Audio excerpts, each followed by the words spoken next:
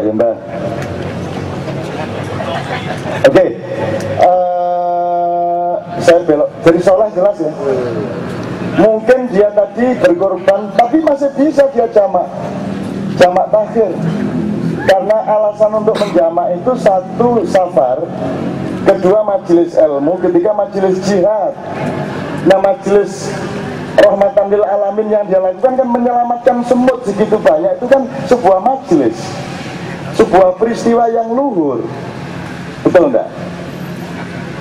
Kira-kira pasti ada ilatul fikih yang bisa membuat hal itu membolehkan si kiai untuk menjamak sholatnya.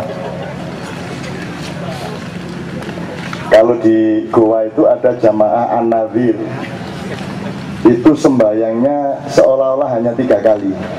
Karena kalau sholat zuhur itu di akhir waktu zuhur langsung disambung waktu waktu asar. Entar maghrib ya gitu, di ujung waktu maghrib langsung sholat isya. Jadi praktis. Kalau perlu dijamak tiap hari lah. Dan itu kalau Anda jamak tiap hari juga tidak ada masalah. Nanti yang tanggung jawab adalah Profesor Hasbi As-Siddiqi, karena dia selama hidupnya juga menjamak. Jadi kalau soal duhur asar ya kalau tidak pas duhur, takdim ya pas asar, takdir. Isya juga begitu, maghrib juga begitu. Kadang-kadang diduluin waktu maghrib, kadang-kadang malam-malam lah maghrib isya dijadiin satu.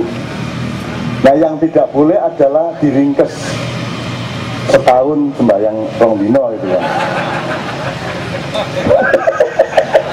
Tapi ketisu diniati sampai oleh 2 bulan, jam 2 siang dapat 5 bulan. Pokoknya menjelang maghrib itu sudah beres sholat setahun.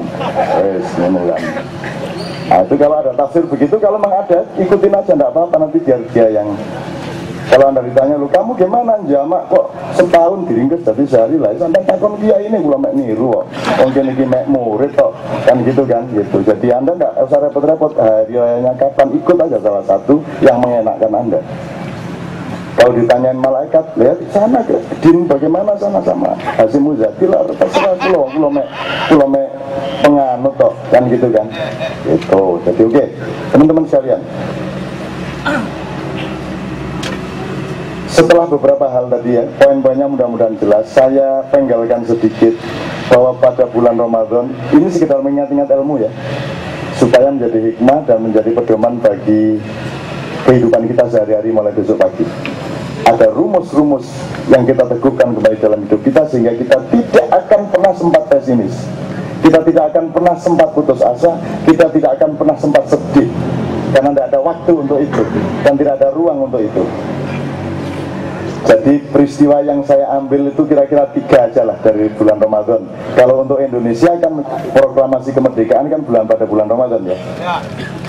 Pada bulan Ramadan ya sudahlah, itu Pak Parwan tadi sudah menyebutlah mengenai proklamasi. Tidak usah kita persoalkan. Sekarang yang dari Rasulullah itu pertama Perang Badar, yang nomor 2 Perjanjian Hudaibiyah, yang ketiga Fathu Makkah.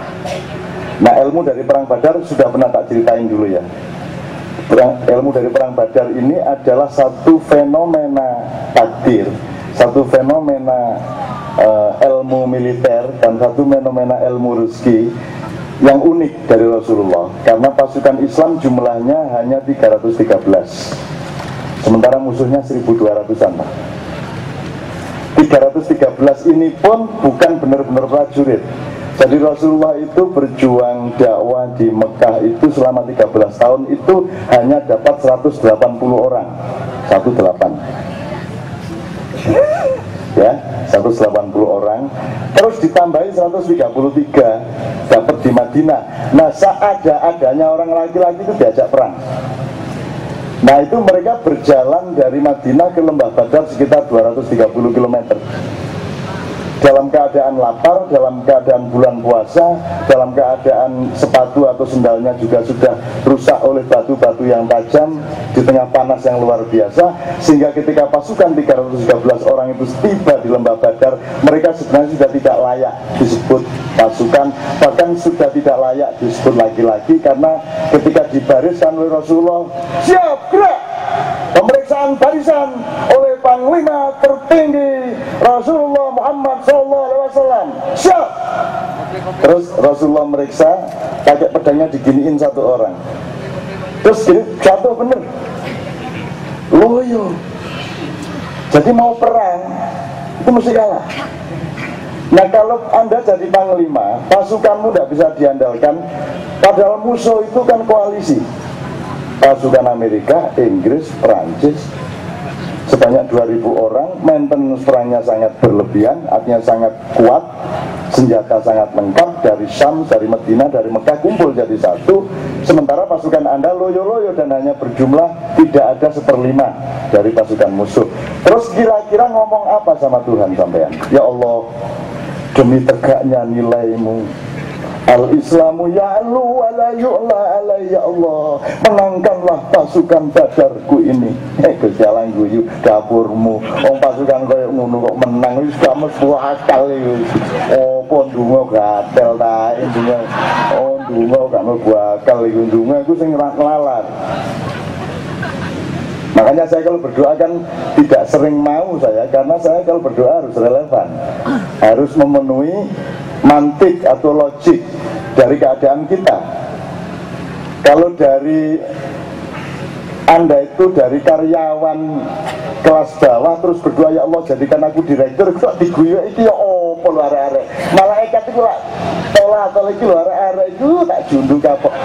Karyawan yang njaluk dadi direktur itu ya opo lah, kan tidak masuk akal. Jadi Rasulullah berdoa apa kepada Allah kira-kira dengan kondisi pasukan yang secara militer tidak mungkin mendapat kemenangan? Maka Rasulullah nekat menciptakan rumus yang menurut logika dia insya Allah akan diridhai oleh Allah. Maka dia lakukan dua hal, yang satu horizontal, yang satu vertikal. Yang horizontal dia pidato kepada pasukan Badar, ya ayyuhan nas innama tunsaruna wa turhamuna wa turzaquna bidu'afaikum. Selemah-lemah kalian, seloyo-loyo kalian, insya Allah kalian akan diberi pertolongan oleh Allah, kalian akan diberi kemenangan oleh Allah, dan kalian akan diberi rizki oleh Allah. Tapi mohon diingat, menangmu, hebatmu bukan karena engkau, melainkan karena yang engkau bela adalah orang-orang lemah yang engkau tinggalkan di kota Madinah. Jadi rumusnya Rasulullah adalah selama engkau membela kebenaran dan penderitaan orang kecil, kamu tidak mengenal kekalahan, yang ada hanya kemenangan. Kira-kira begitu. Loh, bentuknya kemenangan dan formulanya bagaimana? Yang negosiasi sama Tuhan. Yang namanya menang itu macam-macam, yang namanya rizki itu macam-macam. Jadi menang itu juga bermacam-macam, tapi pokoknya menang. Kalau Anda orang Islam, Anda menang, mesti menang. Karena menangnya orang Islam itu bukan mengungguli dan mengalahkan orang lain. Kemenanganmu nomor satu adalah kemenangan kepada nafsumu sendiri. Makanya setelah perang Badar yang sangat dahsyat itu, Rasulullah mengatakan, wahai pasukan Islam, engkau telah keluar dari jihad kecil, sekarang kalian memasuki jihad yang besar, yaitu jihad melawan nafsu kalian sendiri. Nah itu rumusnya waktu perang Badar. Nah Rasulullah nekat, pokoknya kalian menang insya Allah, tapi karena kalian membela orang yang lemah-lemah itu. Nah ini kan sambil mancing Allah. Kalau kira-kira dia salah ngomong gitu kan dia pasti ditegur Allah. Allah ini kan negur langsung kalau sama Rasulullah. Ya kalau sampean sama saya itu biar salah kayak apapun Allah cuek-cuek saja, mutar-mutar diri kono, biarin aja. Salah juga biarin aja, nggak akan ditegur. Jadi kalau Anda itu kadang-kadang mendapat kecelakaan dikit, itu bersyukurlah karena Allah mungkin sedang menegur Anda. Dan tingkat teguran Allah itu makin cepat, itu berarti Anda makin dekat sama Allah. Mau jalan mantep, mau belain siapa sebagai pengacara, tapi kok mobilnya ngembos jalan, oh Tuhan ngasih tahu jangan belain dia, kamu harus cari tempat. Misalnya